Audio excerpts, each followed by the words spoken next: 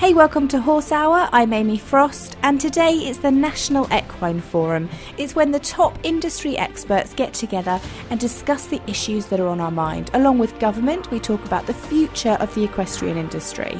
You can watch the whole thing on the live stream if you go to nationalequineforum.com, and today you can hear some of the experts on the Horse Hour podcast. This is Horse Hour.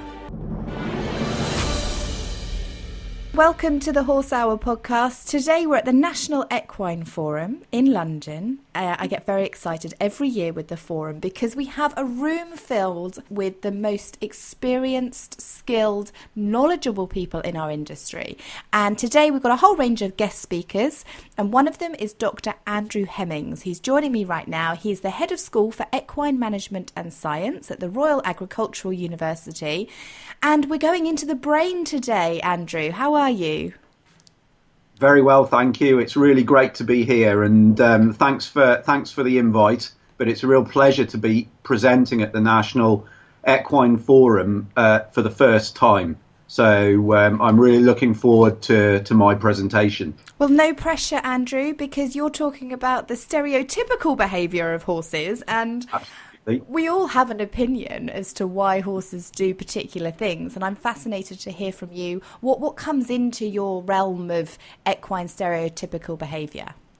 Yeah, well, my primary focus as far as stereotypic behaviour in the horse is concerned has been how the brain controls the stereotypic, the repetitive motor sequences that we associate with crib biting, weaving and box walking. And to date, my research is focused primarily on crib biting. And I started off about 15, 20 years ago by looking directly into the brains of crib biting horses. And we found some quite drastic changes to brain circuitry, which is generally involved with the generation of pleasure. We're talking about reward centers, and these are sort of the areas of the brain which activate as the horse engages in behaviors that are rewarding. So consuming a food that tastes nice, a palatable foodstuff.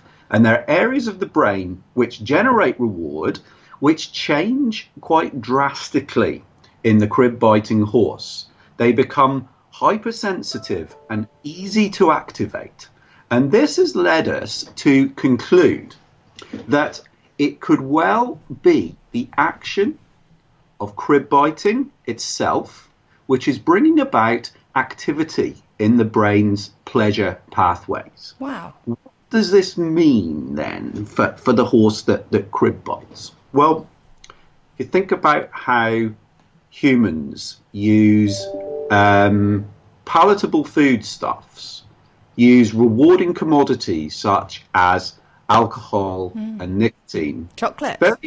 Chocolate, exactly, chocolate. Yeah, quite often we use these pleasurable commodities to help us cope with stress. And at the end of a tough week at work, very often it can be that first glass of wine that helps us to unwind, that helps us to de-stress. And our data would suggest that crib biting is functioning in a similar manner, that it's activating the brain's pleasure circuitry, therefore could certainly be used to reduce the perception of stress. Interesting. Okay, so let's take into the thoughts of the actual act of crib biting. So they're using their teeth. Do Absolutely. you think it's a section of that is possibly, relieving some of the pressure and the tension that's in their head?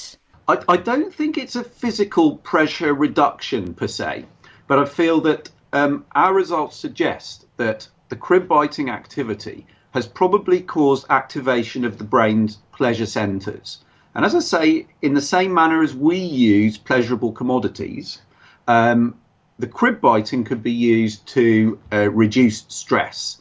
Now, this has an important bearing on the way we manage crib biting in particular, because usually we would employ harsh devices such as the crib strap, We would use electrified stable doors, all of these things to physically prevent crib biting. This could well be impeding with the anti-stress effects of the behaviour.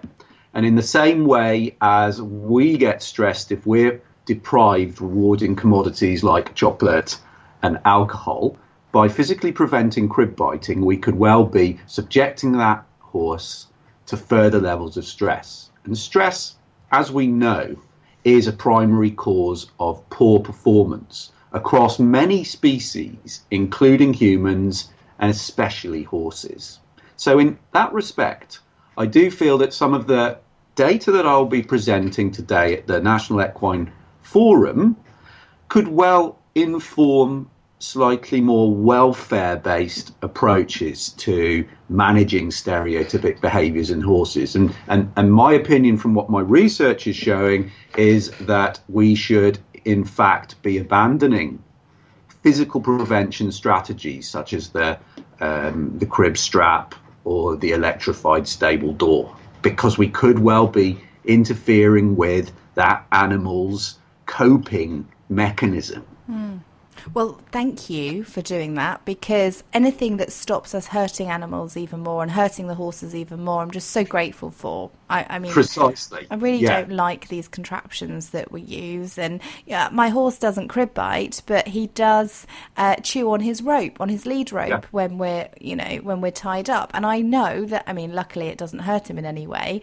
I know that's him releasing his frustrations, and he doesn't want to be tied up. And he's learnt that, if he chews it, then I give him some hay to take his mind off chewing the rope. Yeah, absolutely. But equally, could your research potentially, it just opens up so many doors, doesn't it? Because you could then utilize what you found in the brain to say, okay, well, now we know that it reduces that emotional stress and it calms them down. How can we swap that crib biting for something else that releases the same chemicals, is it?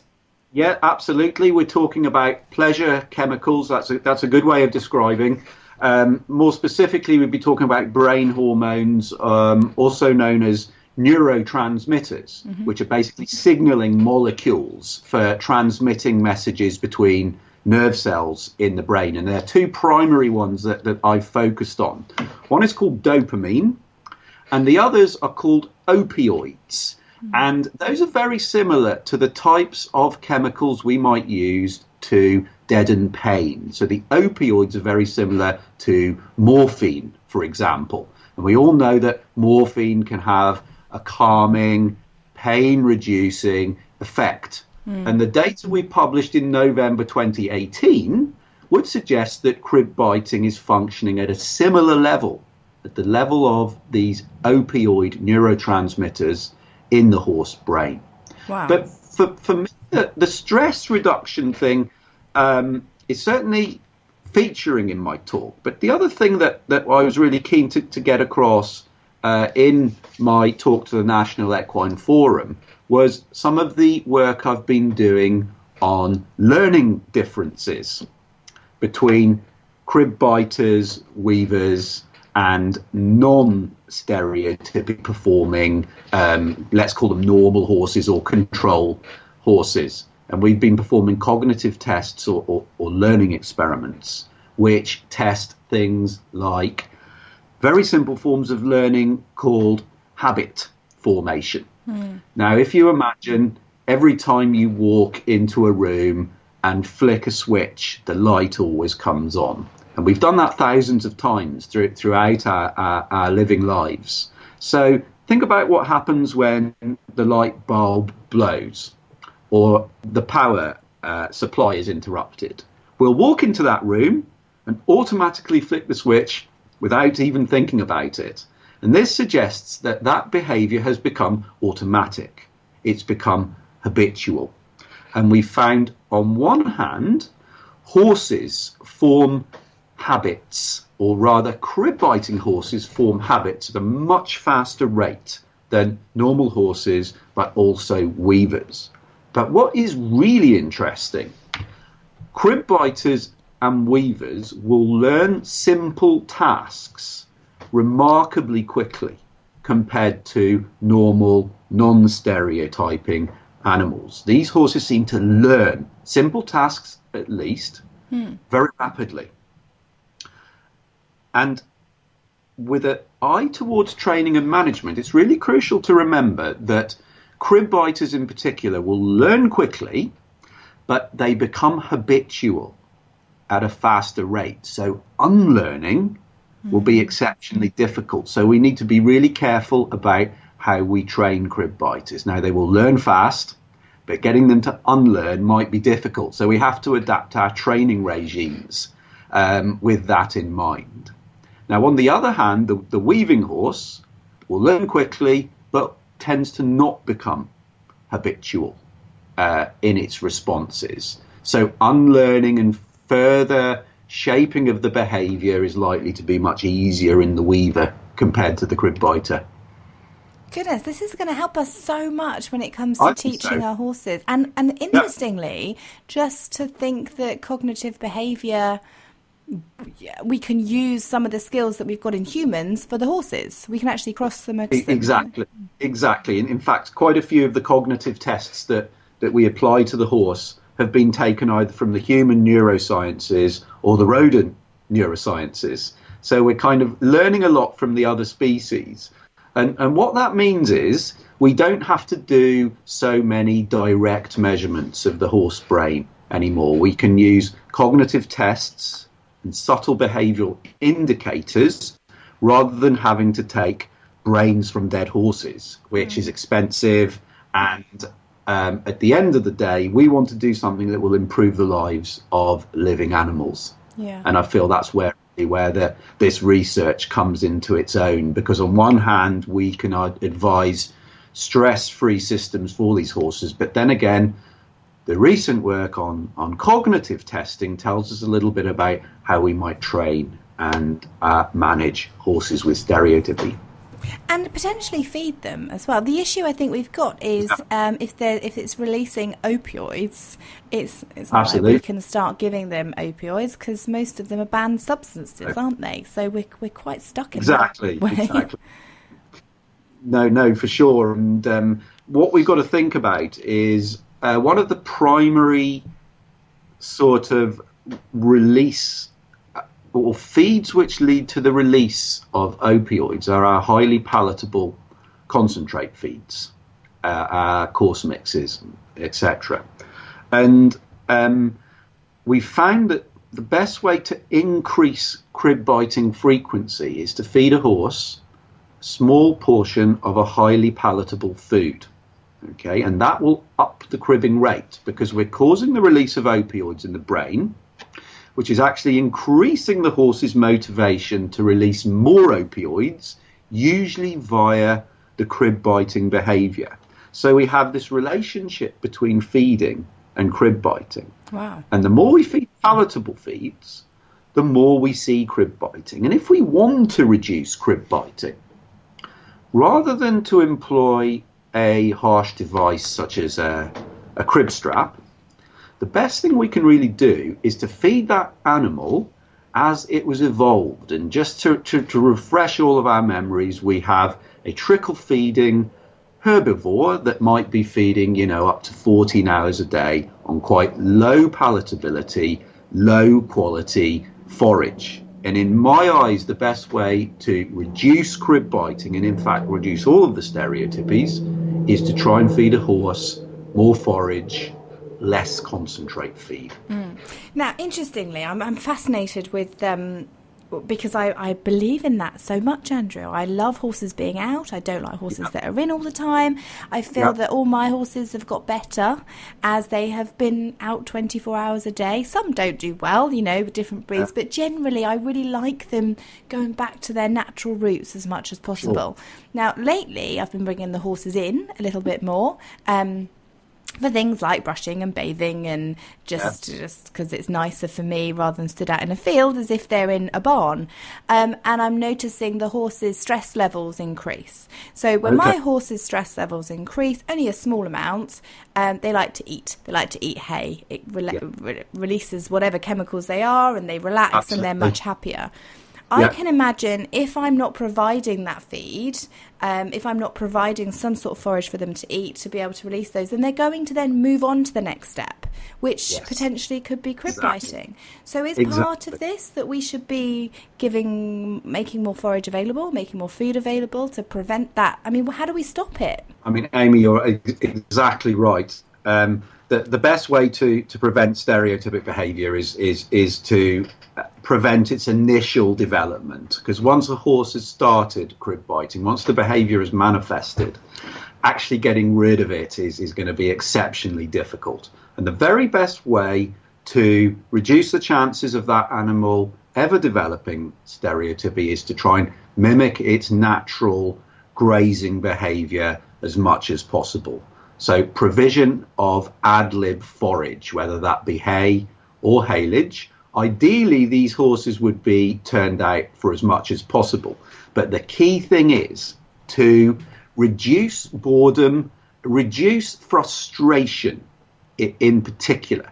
Now, if you've got a horse that's evolved to deal with or to become accustomed to grazing up to 14 hours a day, then putting it in a stable and feeding it 60% concentrates to say 40% forage, that is completely the opposite to the animal, to what the animal evolved to deal with. And on that basis, concentrate feeds are eaten quickly, and if the horse has only got a small hay net, that horse will then be faced with a period of boredom and even frustration, because we have a horse here that would prefer to be out with its pals grazing, but it's in the stable with all this energy that the concentrate feed has provided, but with no outlet. And it's the stress associated with the frustration that starts to bring about the changes in the brain, which starts to sensitize the pleasure circuitry in the brain. And that's ultimately where the crib biting behavior comes from. And so if we can prevent those initial brain changes from occurring, we can prevent the stereotypic behavior from ever developing. And the best way to do that is constant, ad lib forage, as much turnout as possible, reduce the concentrate feeds. Now, interestingly, it might not solve all crib biting issues, because I do know of horses recently, actually, that were out 24 hours a day, and they were so bored because they weren't getting exercise. I used to believe that, put them in the field with other horses, they'll keep themselves occupied, they'll be happy all the time, until this one little pony came along, and if he didn't get exercised, if he wasn't taken on hacks, if he wasn't ridden, and he was left for long periods of time without really anything from the owners, he was having all the food and the nutrients that he needed, but he was bored senseless. So he'd caused trouble. And part of his frustration was knocking down fence posts, was chewing things, was kicking things, and he'd crib bite along the fence posts. So he'd chew the fence posts. And it's interesting to know whether that is his nutrition, because he needed sometimes, some horses, from what I gather, you can tell me if this is right, Andrew, but some horses chew wood because they need certain salts and they need certain nutrients. Absolutely. Research would support that. But this one seemed to be doing it just because he was bored. And then, like you said, it became habit. In that circumstance, the horse has everything that it needs, apart from the exercise. So, it's difficult because it's got the hay, so it can't be bored from that. It's got the grass, it can't be bored. It's got his friends, so he can't be bored. And we can't ride them every day, all day, every day. So we're a little bit stuck, really. Definitely. And what I usually find in those situations, if you've got a horse that is crib biting out at grass, generally speaking, that crib biting will have developed as a result of stabling at some point in its life. But once the behaviour becomes ingrained, once the changes to those pleasure centres of the brain occur, and once the behaviour attains this self-stimulatory reward value, it will be performed in other environments, not just the stable.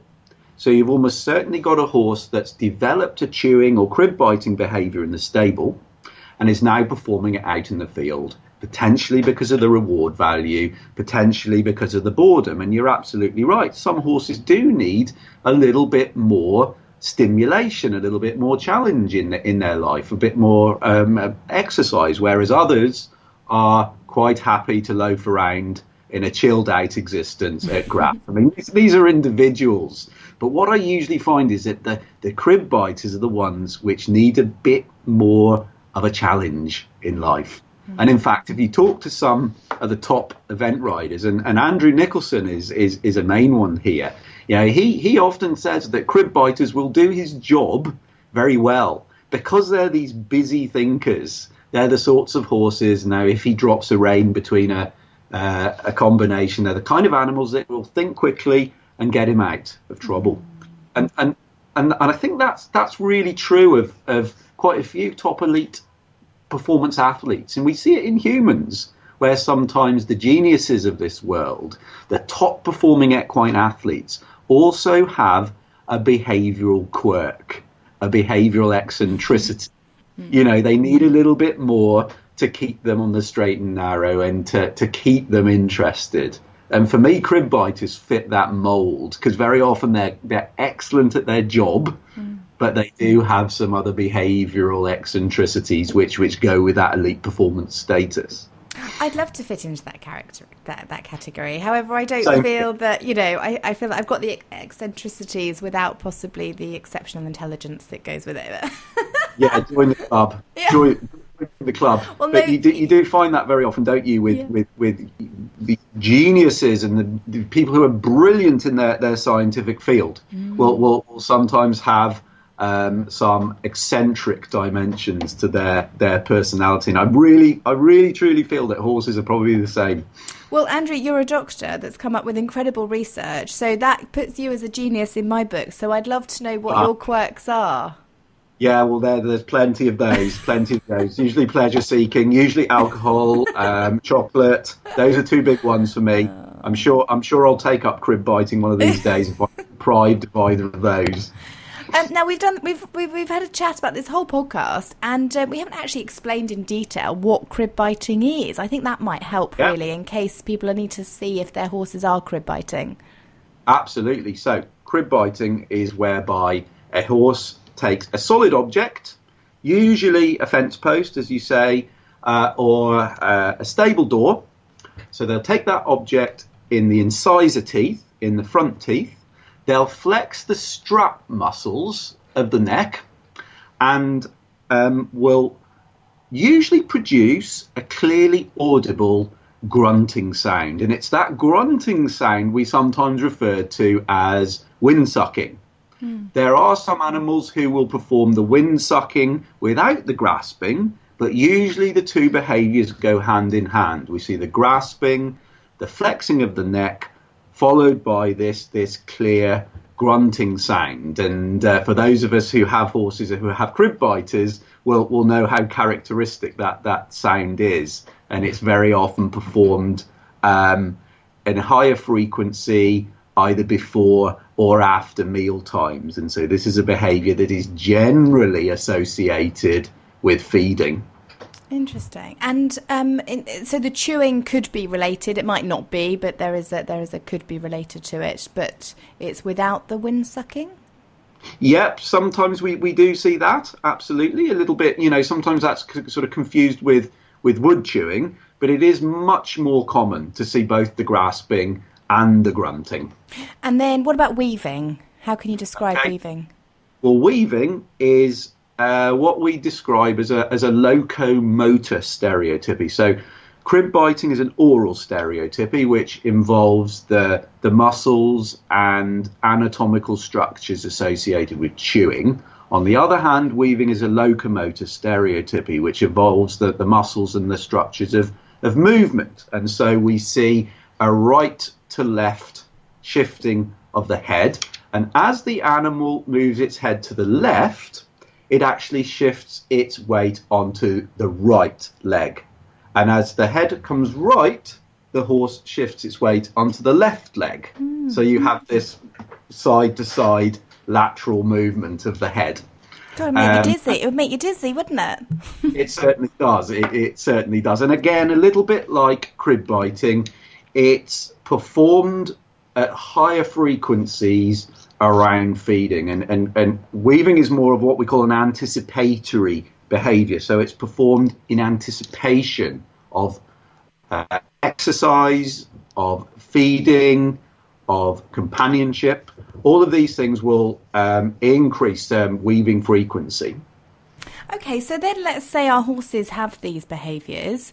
We might have purchased one. Purchased a crib biter or a weaver or a box walker, or we get fence walkers as well. Maybe your horse has started to show the signs.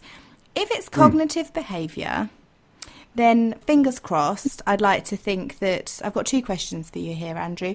If it's cognitive behaviour, I like to think that a learned behaviour can be unlearned and we could potentially teach them out of the habit. But if it's a brain change, which is what your research is suggesting, surely that's an actual physical change, which makes it harder for us to unlearn that behaviour, or to help them unlearn that behaviour.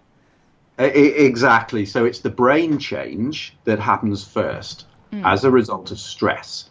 The cognitive change is a reflection of the changes that have occurred up here in the brain. So ultimately, once those brain changes have occurred, we don't know for sure, but looking at other species, it's very much a one-way change. The alterations that occur in the reward pathways of the brain, certainly in rodents, in rats and mice, are exceptionally difficult to undo.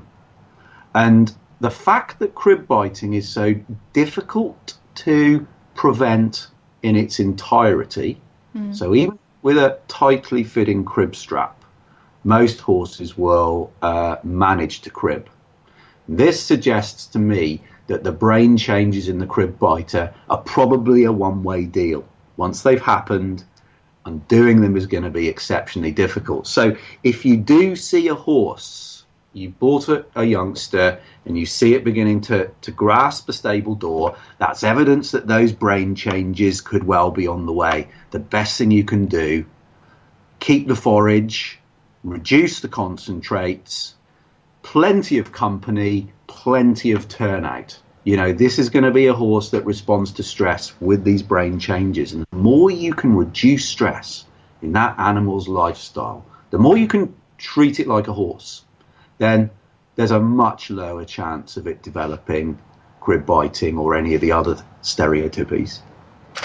Doctor, You've got to get in there early. You've got to get in there early. Dr. Andrew Hemmings, thank you so much. Where is this research going to take you? Do you have plans for more research in the future?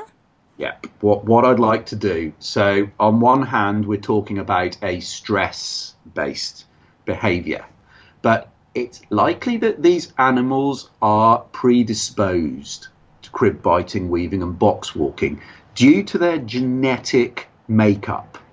And I would like to pinpoint in those animals' genes exactly where the changes have occurred, so that we can maybe design genetic tests to identify youngsters that might be predisposed to stress, predisposed to crib biting in later life. So we can identify those horses at an early stage, then recommend stress-free management regimes to reduce the chances of crib biting ever developing. Because it's a sad fact that, if we go to sell a crib biter, a mid-range crib biter that does its job perfectly well, the crib biting will still subtract approximately 30% from that animal's value. So there is still a need to try and cut down the prevalence of crib biting within the population. But I'd never want to breed out the gene. I think I'd want to use it as a management tool, not a tool to say, well, you shouldn't breed from this stallion or that mare, because there definitely seems to be some positive performance attributes associated with the crib biter and weaver, and we wouldn't want to get rid of those. No, we just want to help them so that we manage it correctly in a nicer, kinder way for them. Exactly. Great. Well, Andrew, thank you so much for joining us thank you for joining us on the podcast and at the National Equine Forum. If we would like to find out more information, where can we see your research and where can we follow you to find out what you find next? Yeah, you can go to www.rau.ac.uk. That's rau.ac.uk. That's our university website. You'll find a section on my research there. Come and see us at the university. I'd love to talk you through it in more detail. You know, we're an open shop, and come and see what we do. And I can even show you some of the cognitive tests and other learning experiments that we do with these horses. I think it's all about trying to make the horse owner feel as though they're in touch with the research and they can take the research and do something useful with it. And I feel that that's a key goal that we have as a university, to make the research accessible to a broader population than just our students. That's so kind of you, because genuinely I think we're so lucky to, with technology, with these forums, with, you know, the internet today, we're lucky to be able to access the research that you make available. But to really understand it is another level. And also to be involved in it would be amazing. I'd love to be involved in research. So, well, thank you for opening your doors to us. It's very kind, and to our listeners. And if you, as a listener, do decide to go and see Andrew, please let me know. Tag us at Horse Hour and hashtag Horse Hour, because we'll follow your journey. I'd love to know what you learn. So, well, Andrew, thank you very, very much for joining us today. And we look forward to seeing what you next find out in your research. Absolute pleasure, Amy. Thank you. Thanks so much for listening. Don't forget you can catch previous episodes of the Horse Hour podcast on our website. Just head to horsehour.co.uk, and of course you can hear all the guest speakers from the National Equine Forum on their website, nationalequineforum.com. Have a great week with your horse, and I'll speak to you soon.